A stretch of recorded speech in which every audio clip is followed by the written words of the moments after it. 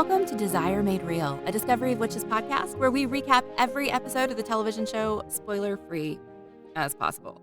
I'm one of your hosts, Mandy Kay, and when I'm not talking about Matthew and Diana, I am apparently traveling so that the snow follows me, because it has followed me from North Carolina to Michigan and back to North Carolina again, and I am not okay with this.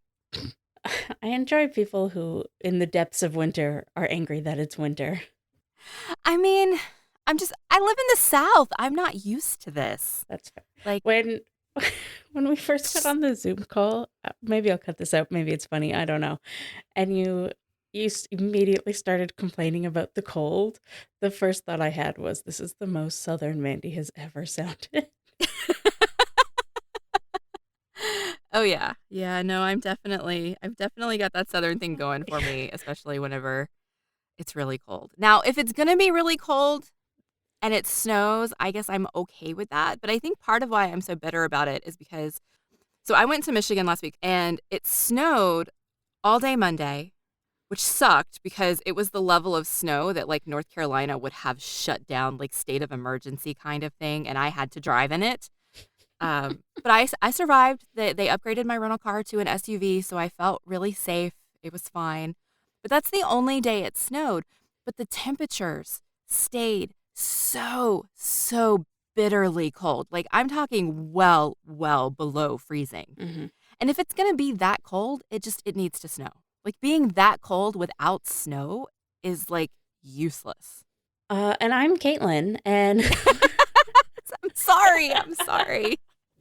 And when I'm not talking about A Discovery of Witches, I guess this week I was watching The Legend of Vox Machina on Amazon Prime. If you want a good, violent, sexy, humorous, fantasy animated show, you should do that. I haven't heard of that one. Okay. It's fabulous. I've been waiting years for it. Ooh, okay. It's based on a D&D campaign. Oh, okay. That's intriguing. I've never played D&D, but I've always wanted to. These people like stream D&D online, and I've been watching from the beginning, so this is just very exciting for me.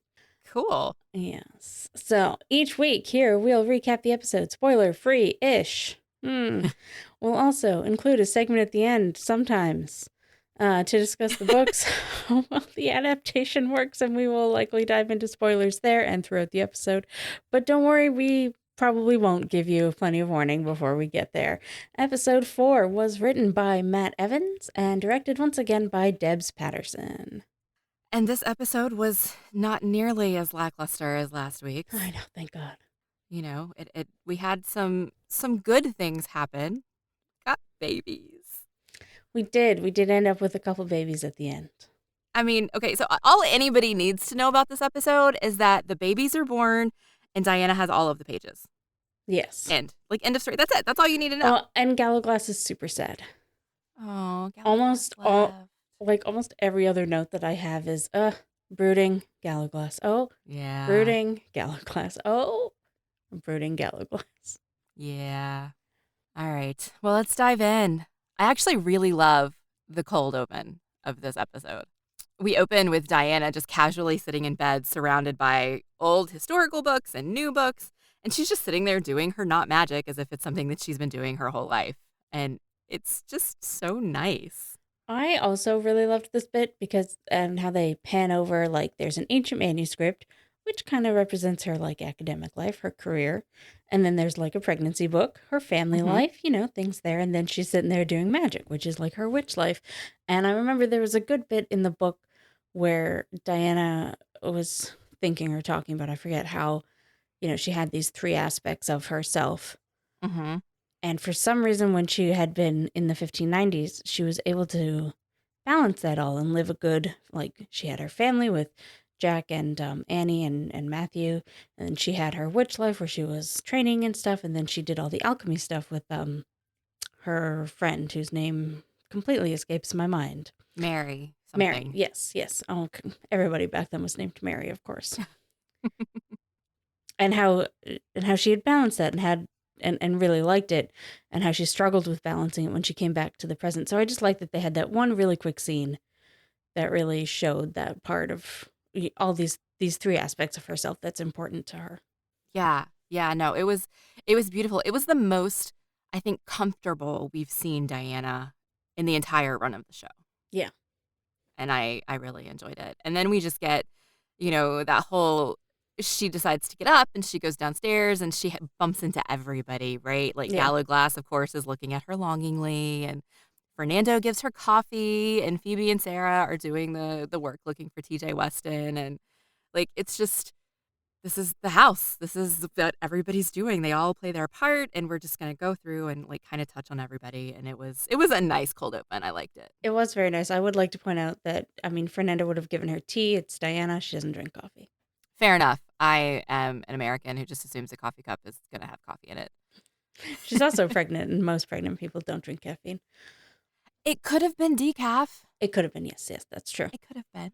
I also think you're allowed like one cup. Like you're allowed a certain. I know I have a friend who's like, I cannot give up at least one cup of coffee a day. Right? Yeah, she just. And then we end on the note that Diana has been looking for a locator spell to find TJ Weston, and Sarah says, well, wait, we can't do that alone. That requires a witch for every element, and that means they're going to need to find a coven of witches to help them.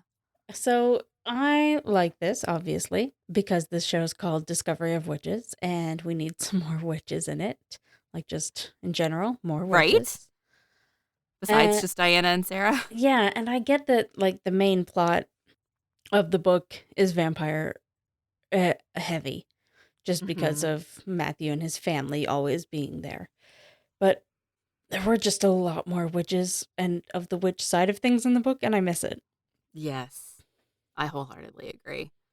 I hate that the witch with the most screen time after Diana and Sarah is Peter Knox, and I hate that. And and a little Setu. Yeah, but I don't like her either, except when she's throwing Peter Knox on his ass. So. I think she's more interesting than Peter Knox, at least. That's fair. After we come back from the opening credits, we have a quick scene with Fernando and Gallowglass where Fernando is trying to convince him that it is time for him to stop pining for Diana and get on with his own life. Yeah. And I am not sure how I feel about it. Like, I get it because he sees that Gallowglass is unhappy because he's longing for something he can never have. Mm-hmm. But at the same time, I believe that Gallowglass should be a valuable member of this family and can get over it and like still be happy and still be a part of the family. Like, he doesn't have to leave. Did Fernando tell him to leave? Kind of. He didn't say you should leave, but he said it's time for you to get on with your own life. Okay. And that you can't stay with Diana forever. Well, maybe what he was saying. Maybe his thinking was that Gallowglass just never would be able to move on unless he distanced himself from Diana a bit. Because Gallowglass has spent almost all of Diana's life watching her. That's true. That is true. So, I don't know. It's just, he had so many other years, though. Like, maybe this is what bothers me about it. And this is the logical side of me rearing its ugly head versus the romantic side of me. Yeah. Because the romantic side of me is like, yes, Diana and Matthew, I know they're only going to have 50 years together, but they're like my total OTP and I love it. And then I look at Gallowglass and I'm like, he's only been in love with Diana for like 30 years and he's been alive for centuries. Like, get over it, dude. I do have a note here that says, oh my God, my note thingy just like moved on its own. Sorry. I wrote down that I love that Gallowglass smokes for some reason. Like, that's the stupidest thing.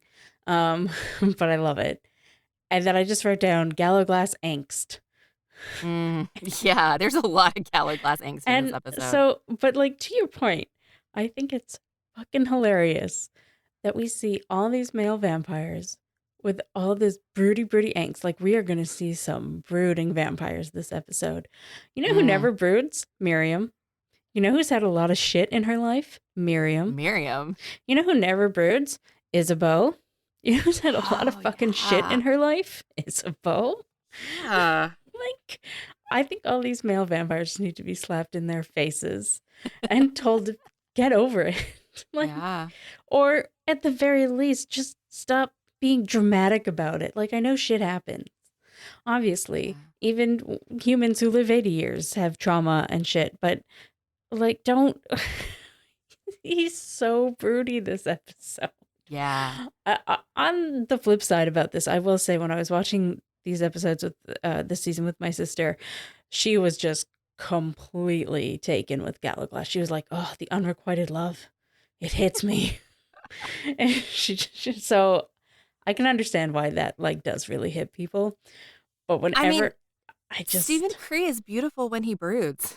yeah, no, as is Matthew, who does some good brooding this episode too. And Yeah. New Baldwin has some good angst this episode too. So I mean, it's short, but it's there. Yeah. I just like Miriam and Isabeau have lost their mates for well, Isabeau hasn't been centuries yet, but Miriam has, and they've had just as much, like, when you don't really dive into Isabeau's backstory in the show, but you do in the books. And man, that is some shit. Yeah. But they're fine. Well, Like, and you know what, though? We also get Fernando, and Fernando is largely fine and happy. And he lost his mate and got, like, banished from the family. the exception that proves the rule. Yeah. Yeah. Yeah, absolutely. Speaking of brooding, we get a quick cutscene in New Orleans where Matthew is sitting on the porch brooding, Yep. thinking about blood rage, and we get all of those little clips from previous episodes. And his eyes are so dark in this episode, they look black. Yeah, it's good. Because he's brooding. Another thing to my point though, like last episode, what's his face Ransom would always be upstairs in the dark brooding by himself, while his like second in command lady vampire friend, whose name escapes my mind, she was like out in the sun, working a job, looking fabulous, having a great time. Gwendolyn? Is her name Gwendolyn? No. Geraldine. Geraldine. You were right with the G. Okay. A lot of G names. Gallaglass, Geraldine, Gerbert. Sorry, carry on. Yeah, that's a really quick brooding scene. I don't actually know why, like what the point of it is, except to just show us Broody Matthew, because then we immediately cut back to the lab. Well, he's brooding about blood rage. Yeah. Because all the flashbacks, and... all the flashback scenes are sort of related to that, and yeah, the idea of passing it on to his kids, and I think it's supposed to put us into his frame of mind where that's what he's worried about. Like he's not brooding like, oh, we didn't get an answer, I'm upset. He's brooding because he's worried about passing it on. Okay, fair enough. I will allow it. Yeah. Then we go to the lab with Miriam and Chris. Matthew refuses to answer Miriam's phone calls, and she's pissed off about it. And we learn that Chris has discovered that blood rage doesn't actually come from vampire DNA. It's from the human side of the DNA, which is a huge change from what they've thought. From something that already existed within Matthew. Or at least that's why some people are carriers and why some people have it active. So that's interesting. I don't know what else to say about that without like diving into what the whole thing. So I guess we will revisit that in a later episode. Yeah. And so then Diana and everyone goes to visit Diana's old neighborhood. And I have this written down as time travel shenanigans. The best of the shenanigans. Yeah.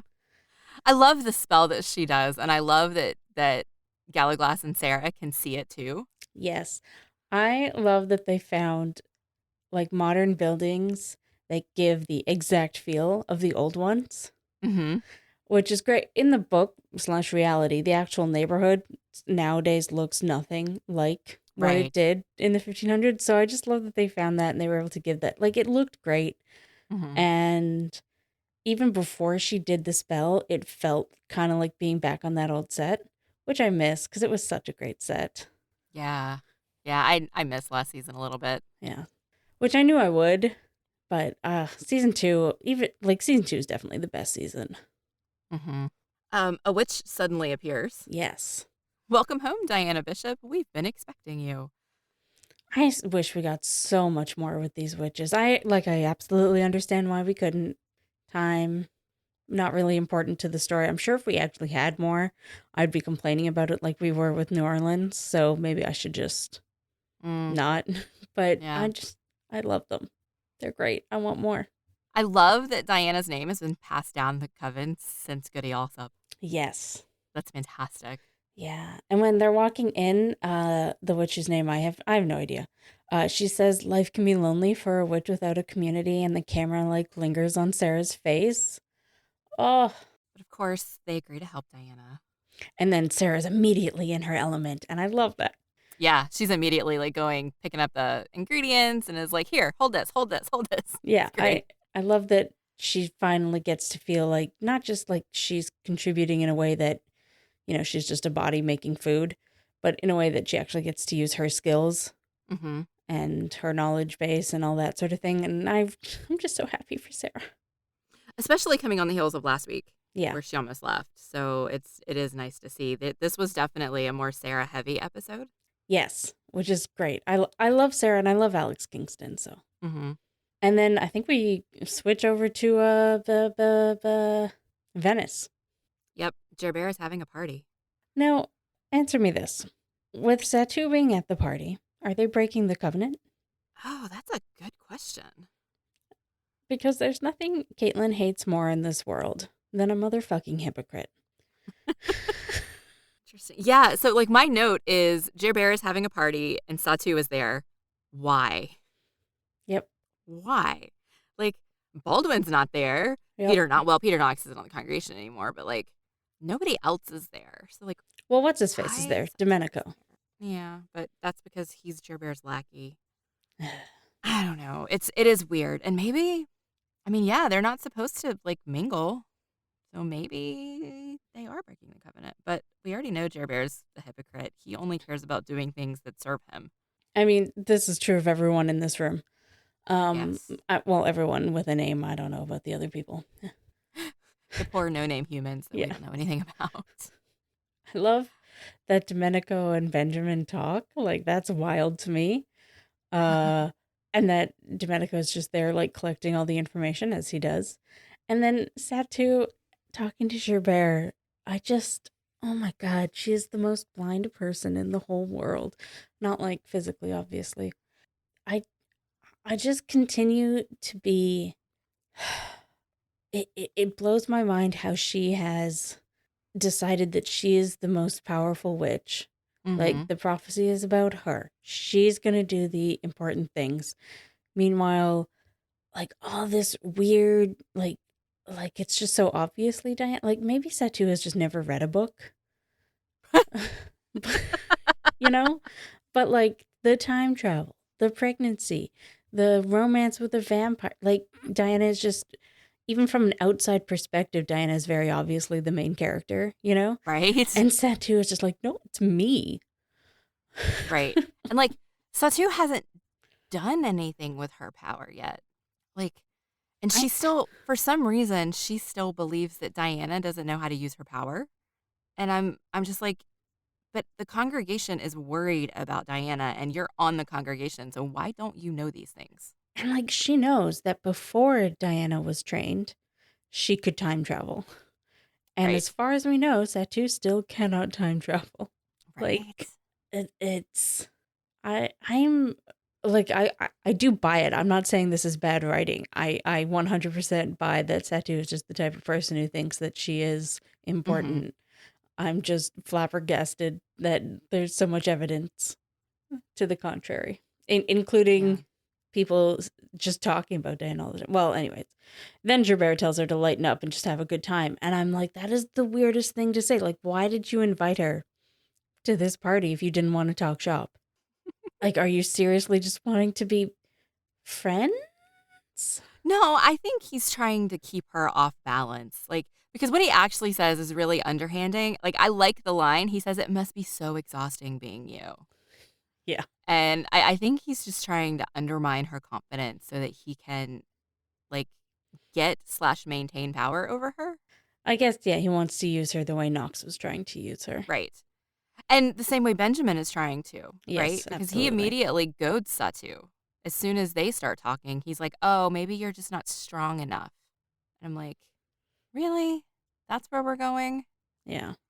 And of course, Satu doubles down that she's the witch from the prophecy when she's talking to Benjamin, too. Why would you want to be? I don't understand. Anyways. Like, it seems a weird thing to have hear a prophecy that's like, you know, a witch will destroy the children of the night, which presumably people interpret as meaning vampires. And then her being with a whole bunch of vampires saying, yeah, that's me, and not expecting them to kill you. Like, Right? it just seems very counterintuitive to her own self-preservation. She's arrogant enough to believe that she's untouchable, that if she's the witch from the prophecy, then Yeah. they can't kill her because she's going to kill them. And she also thinks she's very, very powerful and probably doesn't think much of these vampires. Right. Yeah. Yeah. It's just interesting, and I like getting this look into her mind. She's an intense person. Yeah. I really like television shows, Satu. She's so much more interesting than books, Satu. She is. Yeah. 100%. And then we switch back to the coven, and we get them doing a spell with some salt. And Really it's cool locator spell. Yes, it is very cool. And I've just been like missing cool magic-y stuff. Yeah, the visuals of this are really good with the salt turning into the buildings and like exploding out into like the big map and then exploding in and in and in until they get to the house. Yeah. Like I love it. It's really cool. I wrote down like, I don't know if you like used a bunch of salt to make a house that would mean nothing to me. And then like immediately after I wrote that down, Diana opened the envelope with the coordinates and I was like, never mind. Right.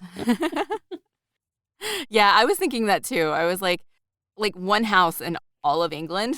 Yeah. Like, how do you find a house based on just a momentary glimpse? But it did give her coordinates. So And then we're quickly back to New Orleans, I think. we are, and we get our first glimpse of the cradles Matthew has built. Matthew and Jack.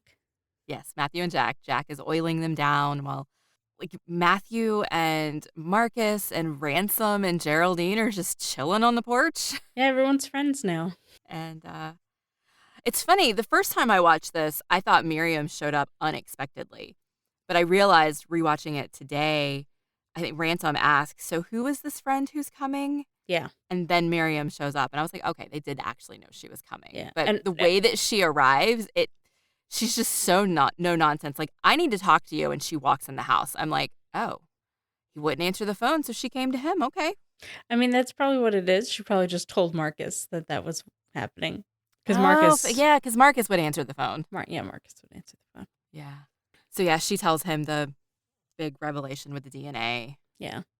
And the only thing really important here is that probably no cure for blood rage. Right. And that Matthew needs to go home, obviously. Yeah. Back to England, to this mysterious house that was made out of salt. Luckily, I like this. Luckily, it's not made out of salt. Right. I like this moment as they're walking in. Diana gives Sarah a spell. Yeah. Just in case she needs to protect herself because they don't know who this TJ Weston is. So I like that moment. I like it, and she also kind of poo-poos the vampires, and Gallowglass like looks back at her and gives her this great look. It's a good moment all around, and really just shows like the camaraderie the group has developed. Yeah. They struggle. No one answers the door, but Gallowglass, the vampire with superhuman hearing, knows that someone's home because he can hear his heartbeat and it's like racing. So naturally, to get to the man who's in distress, he thinks the best course of action is to kick the door in. Yeah. Because that's going to help. And luckily, Diana is a little bit smarter and is like, no, let's look at this other door over here that, hey, it's open. We can just go in. Yeah. That was the most witch versus vampire thing. It was so good. Yeah. And the man, God, he's utterly terrified. Yeah. Like, I didn't look up his name, the actor's name, but he plays this character so well. He does. And I really like it's pretty different than how they did him in the book. Mm-hmm. But I really like that they've showed the like mental illness struggles that demons have been having, because we've been hearing about it a lot, but all the demons we know in the show are fine. Right. So I really do like that with TJ Weston here, we see his struggles and his isolation, because I feel like back in season 1, Nate was, trying to meet up with other demons, and they said that wasn't actually allowed. Mm-hmm. Yeah. So it's nice, not nice, because his life looks really difficult, but to see this isolation and how he's kind of slowly like getting worse. Deteriorating, Yeah, yeah. deteriorating. Thank you.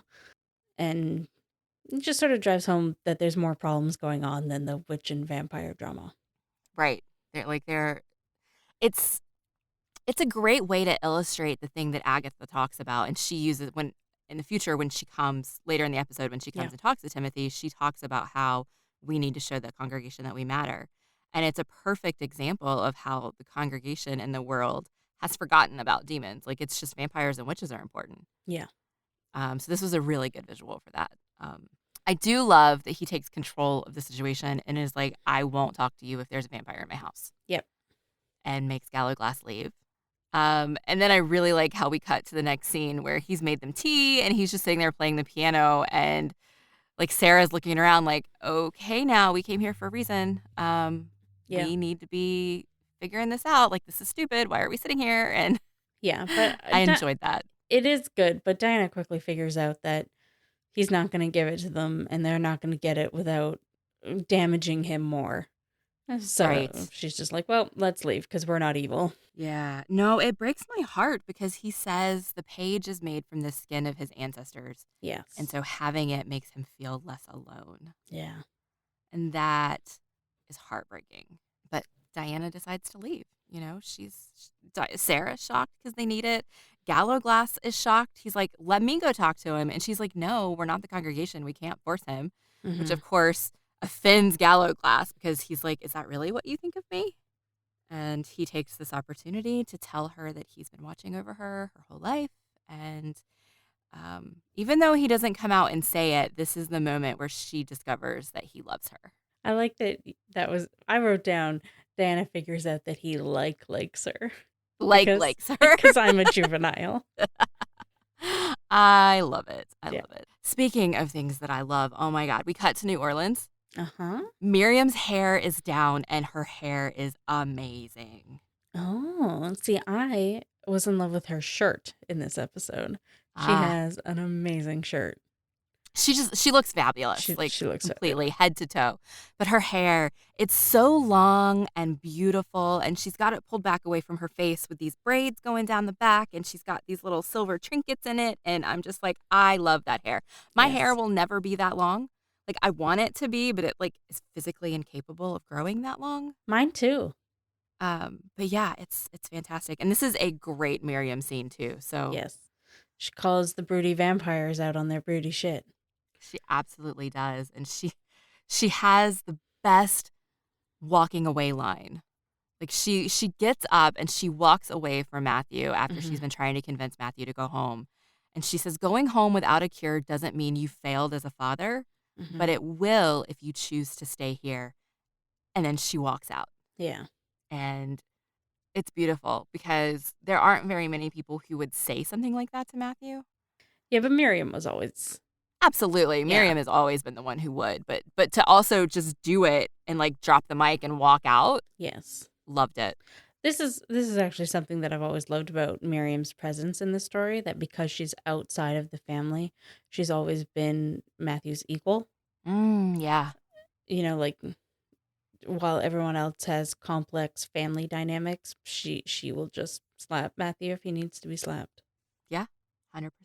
And then I think we cut to like Baldwin on the congregation island getting a phone call from Matthew, and he has like that classic ring on his cell phone, and like, what a douchey thing. Like, come on. Nobody actually has that. Oh, that's funny. Yeah, my notes are just Matthew calls Baldwin, and then Diana goes to see Agatha. Like that's all I wrote down about this section. I have a line before the Agatha one that just says so much Broody Gallowglass this episode, so we must have gotten a shot of Broody Gallowglass in there. Yeah, because Gallowglass and Sarah drop her off. And that's when she gets out of the car and she like leans over to Gallowglass and is like, I'm so glad you told me. And then he drives off. Yeah, no, that's where that came from. I'm like, Diana, really? Really? Like, that's just kind of rubbing salt in the wound a little bit, don't you think? Maybe she thought she was being nice. I don't know. Oh, I'm sure she did. Like, I'm sure there was no ill will whatsoever. She loves him. She adores him as a friend. Yeah. And she thinks she's being kind, but I just see it as rubbing salt in the wound. I don't know. In situations like this, I think it's kind of like it's not Diana's responsibility to sugarcoat things or to tiptoe around Gallowglass. I don't know. Yeah. Like obviously, don't be a jerk about it, but this is a Gallowglass problem, I feel. Yeah. Yeah. No, that's fair. If he were still alive, it would maybe also be a Philippe problem for, making Gallowglass watch her whole life, but yeah. I can imagine if Philippe were still alive, Diana would have been pissed and would have gone to Philippe and yelled Yeah. at him. Yeah. But they can't. So she's just like, I'm so sorry. Philippe did that. Yeah. So I really love that they brought Agatha into this. Absolutely. It's just another way to bring home like all the things that she's been talking about and all the problems with the demons and everything. And I love this opportunity uh to really showcase the three different species and their problems and how all the Hmm. problems are related. And it puts it on screen in a really good way. And I think this was kind of a really good writing idea for the TV show. Yeah. Yeah. Um, Before we dive in deeper with Diana and Agatha, there is a quick scene with Peter Knox, who Ugh. has completely descended into a madman. He goes to the coven he's like followed Diana's power to the coven. And my note here is he's a madman full of desperation. And I have to say, the actor nailed it. Like Yes. he has nothing left to lose at this point, and so he's just like there's no niceties, there's no nothing. He's just he needs to find what he wants, and he's gonna do it, like And whatever he needs. he's so unhinged in this scene. Oh, unhinged is a fantastic word. Yeah, Yes, it's great. yes, I also enjoy the Lady Witch.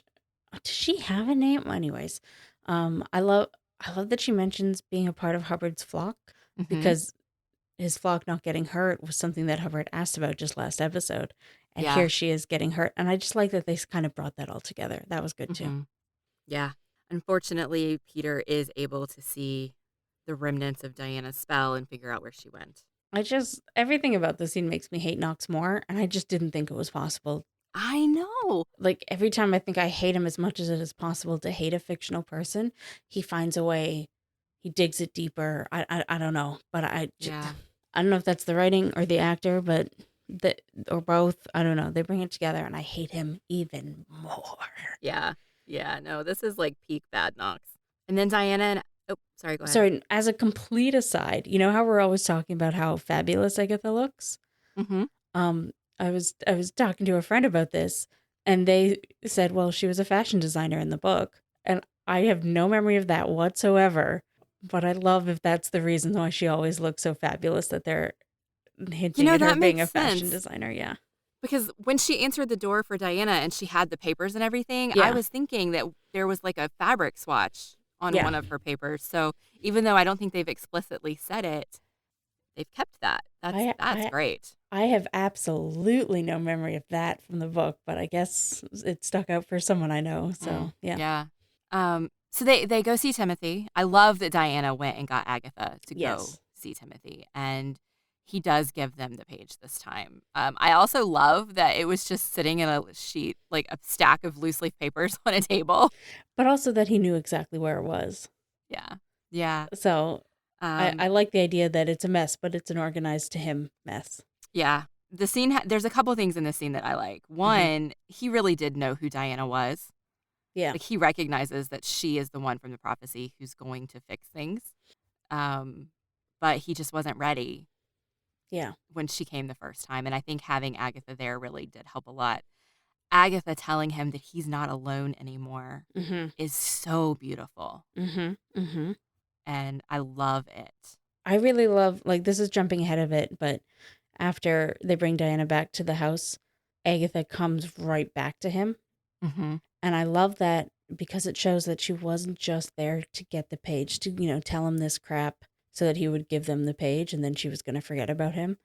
Right. Well, and that's even what he said to her, right? Yeah, He's like, you have what you came for. You don't have to pretend anymore. And she's like, I'm not pretending. yeah, And then she does immediately go back. And it's beautiful. yeah. He is a tragic character. I know, fucking, fucking, fucking Fucking Knox. Knox. Oh, the fudge. Okay, we're not there yet. That's fine. But still, I love Agatha. She's the best. Yeah. She genuinely might be my favorite character in this whole series. Sometimes, definitely. Sometimes, yeah, it changes from day to day. But as they're leaving, Diana goes into labor. The babies are coming. The babies are coming. She literally says, I think they're coming, in the most dramatic. That was the stupidest part. I'm sorry. I hated that line. I hated the delivery of it. I hated how fucking dramatic it was. Oh my God. Yeah. It was terrible. Sorry. So I have a question for you. Okay. The Maybe I next have scene, an answer. Maybe. So the next scene is Baldwin and Matthew meeting after the phone call. Mm-hmm. That scene looks very much to me like it's taking place in New Orleans. Oh, I don't think so. I think Matthew must be back because he makes it back to the house almost right. directly So that's after that. the next thing. Is directly after that he does end up back at the house. So where are they? So in the bit of Wales that they used to film New Orleans, they just like went over 20 feet. That's probably why. Okay. No, they're under a tree. I don't know. I mean, okay. Are there trees in England that have Spanish moss on them? I don't have an answer for you. Okay. That's why it looked very, because my note is Baldwin went to New Orleans. That's interesting. But then the next scene, they call Matthew and it's like, how close are you? And Matthew's like, we're on our way. And then I'm like, oh shit, no, they're in England. Yeah. So it was confusing to me. That's all. They must have been in England because they make it back to the house and like it's a 5-hour flight from then why would you fly from Venice to New Orleans and then back to France or England or something like that? Just silly. Yeah, you're right. That all makes sense. It's just visually it looked like New Orleans and I was confused. So. I think that's probably just a consequence of them having to film New Orleans and Wales. Okay. I don't know why Matthew and Baldwin decided to meet under a tree. They could have met at a coffee shop, one of their houses. Don't know. Well, I can understand where they would have wanted to do neutral territory and not go to one of their houses. Right, but it didn't need to be under a tree. Well, maybe they thought they might have to punch each other, so they didn't want to do a coffee shop. All right, fair enough. Well, especially since Baldwin refused to support the Scion. And I actually really like how this conversation goes because, okay, well, first of all, Baldwin pointing out that Diana's going to die is really, really shitty of him. I mean, I get that it's just a truth, but it's still pretty shitty of him. Yeah. And then he asks what it was like to see Philippe again. And after Matthew answers, because you can kind of see that you can see them having some affection for each other in that conversation where they're talking about Philippe and stuff. And like they have centuries, if not millennia, of history. So they must have some family affection for each other. I mean, they do obviously. I've read the books, but you know what I mean. Right, yeah. But as soon as Matthew starts talking about Philippe, you can see Baldwin's jealousy. And I like how they did that. And then immediately Baldwin's like, nope. And he's gone. Yep. And I thought they did a good job. Absolutely. Definitely. And then we're back at the house for the birth. Yes. And the best line in the whole episode is here from Sarah. The babies don't read books? No, but that's a good one too. Oh, I like that one. That one's from the book and I really like it because it's just very Sarah, I feel. Sorry, what's yours? I know the vampires have arrived to save the day, but we were getting along perfectly fine without you. Yes, that's a bit later. Okay, so one thing that I do want to mention is Sarah being a midwife and like being super involved in the birth, and obviously even more reason that scene with her trying to leave last week makes no sense. Right. But she's here. Yes. And it's wonderful. I love that she's with her the entire time, helping her. Yes. With the pain, putting stuff in the water, and just being who she is and who she needs to be for Diana. It's fantastic. The way that they do this really shows how the group is just a good like family unit. Because everyone's there and everyone's excited, and it's just a really good scene, I think. I hate that Isabeau wasn't there. Like I hate it. Yeah, at least she was on the phone when Philip was born. Yes. I got to hear that part. So. That's true. But like she and Mart, I think, were there in the book. Yeah. And I love how Isabeau in the books and in the show a bit is just immediately like, I'm a grandma now and that's the only thing that matters to me. Right. I have babies. And I'm sad that we didn't get to see her there. But I get that they like that would have been a very full house. There was already a lot of characters and a lot going on. And they still had found time to cut away to Broody Gallowglass, which was very on par for this episode. Yes, but at least they found a way to have Isabeau be a part of it and have her in the episode, even if it was just momentarily. Yes. My thoughts about this bit are, one, I can't imagine ever having twins because you go through all this work to have one baby Mm-hmm. and they're sitting there and they're holding her and it's beautiful. And then, oh shit, she has to do it all over again and pop out another child. Mm-hmm. Like, no. Mm-hmm. That's the thing that I always personally think about pregnancy and birth. No. But like Yeah, no, I get it. but like even if I wanted kids, which I don't, thank God. I don't like I can't imagine cuz you don't have a choice, Right. you know? Yeah. And I mean, I guess nowadays a lot of women do kind of choose to do a C-section, but it just looks terrible. And I don't want it. No, I don't For want it me either. personally. Yeah. My next note is they're sitting on the floor holding the babies. I'm sorry, I would be in a comfy bed after all of that. Yeah, that is kind of strange, actually. Now that you think of, like, I assume there at least Diana's on a bunch of pillows and stuff because I mean, it's totally on brand for the two of them to sit on the floor by the bed because they've been doing that since season 1. But yes, like, she just gave birth. Like the thing, she's like, it. No, be in the bed, please. yeah, just lie down, take Like, a you break. can still hold your baby. Just be in the bed. That's Yeah. all. Also, we get like one brief moment where Marcus and Phoebe are reunited and they have a good smooch. Yeah, they do. I like how we get to see this is actually the way they did this whole like final sequence in the house is Mhm. beautiful because Yes. you get brooding Gallo Glass in the background of all of these scenes. Yeah. Marcus and Phoebe are kissing and Gallo Glass is like drinking his liquor down the hallway, Yeah. right? Because he's just said, well, Matthew's never going to leave her side now. And then we get Matthew holding the baby up at the window and Gallo Glass is on his motorcycle because he's leaving. And so we can see him through the window. Like, it's just broody Gallo Glass is everywhere. Yeah. And then he fucking leaves. He didn't see the babies. He didn't say goodbye. He just decides to leave. And I do not like that. I'm okay with it because of what I was saying before, that this is Gallo Glass's problem. And if that's how he has to deal with it, that's how he has to deal with it. Like, is it shitty that he didn't go and meet the babies? Yes, but I also wouldn't have wanted him to go up there all broody and ruin the moment. So if he didn't think Okay, that's fair. if he didn't think he could do it without ruining the moment, it's good that he just left. Okay. Yeah, I'll give you that, but I just think it's shitty that he just left. Like, Yeah. I don't know, leave for a day or two and then come back and then say goodbye. I don't know. I don't know. Losing a friend sucks. That's all. Yeah, especially when they've been together like every day. Yeah. You know. Then we get to end the episode on a really uplifting note because Agatha goes back to see Timothy. Oh, jeez. And this scene just piles on top of the Peter Knox hate, even though Peter Knox is not actually in the scene. Yeah. Because he's already been here and left. But he has performed some sort of ritual to find Diana and the page that cost Timothy his life in a violent and painful way. And this is so tragic because he didn't even like outright kill him. He left him there to die all alone, slowly. Mm-hmm. Like, and painful. I mean, because Agatha gets there and he's screaming. yeah. And it's just, and that was exactly what he was afraid of, basically. Yeah. And it's tragic, and I fucking hate Knox so much. Yeah, absolutely. But Agatha is so beautiful here. Yeah. She immediately runs to him, holds his hand, touches his face, and says, I am here. You are not alone. Yeah. And Timothy dies, but he didn't die alone. Yeah, thank God.